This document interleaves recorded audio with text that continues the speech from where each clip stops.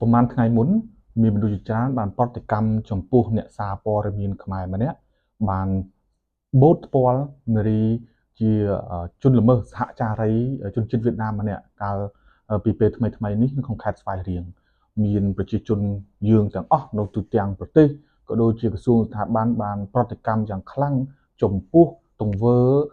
អសិលធម៌ឬក៏យើងអាចនិយាយភាសាច្បាប់ថាបន្ទុះគេនោះទៅដល់ជនល្មើសដូច្នេះយើងឃើញថាមានប្រជាជនយើងជាច្រើនបានបង្ហាញនៅអារម្មណ៍មិនសប្បាយចិត្តចំពោះទង្វើទាំងអស់នេះតែមុននឹងយើងទាំងអស់គ្នាវិនិច្ឆ័យចំណុចនេះខ្ញុំចង់ឲ្យអ្នកទាំងអស់គ្នាបានមើលទៅក្នុងវីដេអូមួយដែលបានពណ៌នាអំពីអ្នកតវ៉ាសិទ្ធិមនុស្សខ្មែរកម្ពុជាក្រោមម្នាក់ដែលត្រូវបានជាប់ពន្ធនាគារហើយត្រូវទទួលទរណកម្មយ៉ាងព្រៃផ្សៃនៅលើផ្ទៃមុខរបស់គាត់នៅក្នុងពន្ធនាគារជនជាតិវៀតណាមនោះសំណួរសួរថាតើជនជាតិវៀតណាមទាំងអស់គេមានប្រតិកម្មចំពោះអ្វីដែលរដ្ឋាភិបាលរបស់គេបានធ្វើដែរឬទេតើគេប្រតិកម្មចំពោះអ្វីដែលបានធ្វើដល់ជនជាតិខ្មែរកម្ពុជាក្រោមនោះដែរឬទេបើសិនជាយើងប្រៀបធៀបអំពីចំណុចទាំងពីរនេះយើងឃើញថាទង្វើរបស់ខ្មែរយើងគ្រាន់តែបូតផ្ទាល់ប៉ុណ្ណោះវាមិនស្មើនឹងទំហំនៃទរណកម្មដែលធ្វើចំពោះជនជាតិខ្មែរកម្ពុជាក្រោមនោះផងនៅក្នុងចំណុចនេះខ្ញុំមិនមែនលើកទឹកចិត្តឲ្យយើងទាំងគ្នាបានប្រព្រឹត្តអំពើអសិលធម៌ទាំងអស់នោះទេតែទំហំនៃការស្ដីបន្ទោសនោះវាធំពេកមួយប្រទេសគឺបានជន់ពន្លិចគាត់ហើយរហូតដល់ដកអាជ្ញាប័ណ្ណជាអ្នកសារព័ត៌មានរបស់គាត់បន្ថែមទៀតជាគំនិតរបស់ខ្ញុំយើងគ្រាន់តែណែនាំគាត់បញ្យល់គាត់កុំឲ្យមានការធ្វើរបៀបនេះជាលើកទី2ឬក៏ក្រោយៗទៀតវាជាការស្រេចបានហើយមិនគួរណាយើងទាំងអស់គ្នាមួយប្រទេសជន់ពន្លិចគាត់ហើយយើង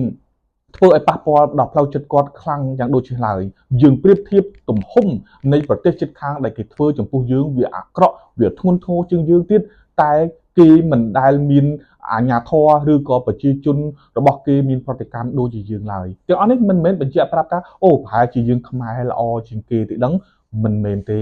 យើងទាំងអស់គ្នាជាមនុស្សយើងត្រូវមានចិត្តស្នេហាជាតិនិយមស្រឡាញ់ជាតិប្រជាជនរបស់យើងខ្ញុំមានរឿងឧទាហរណ៍មួយគឺ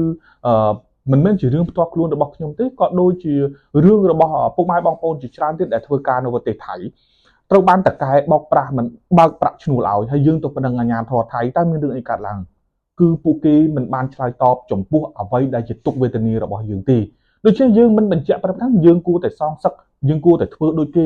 យើងមិនគួរធ្វើដូចគេតែយើងត្រូវគិតមើលថាតើអ្វីជាទម្ងន់របស់យើងជនជាតិរបស់យើងធ្ងន់ជាងឬក៏គេធ្ងន់ជាងយើងតើទង្វើនោះវាអាក្រក់អាក្រីយ៉ាងណាដែលយើងមិនអាចអត់ឱនទោសបានដែលយើងត្រូវតែជន់ទាំងអស់គ្នាឬយ៉ាងណាដូច្នេះយើងត្រូវថ្លែងចំណុចទាំងអស់នេះរឿងមួយទៀតដែលយើងទាំងអស់គ្នាអាចឃើញផ្ទាល់នឹងភ្នែកកីឡាប្រដាល់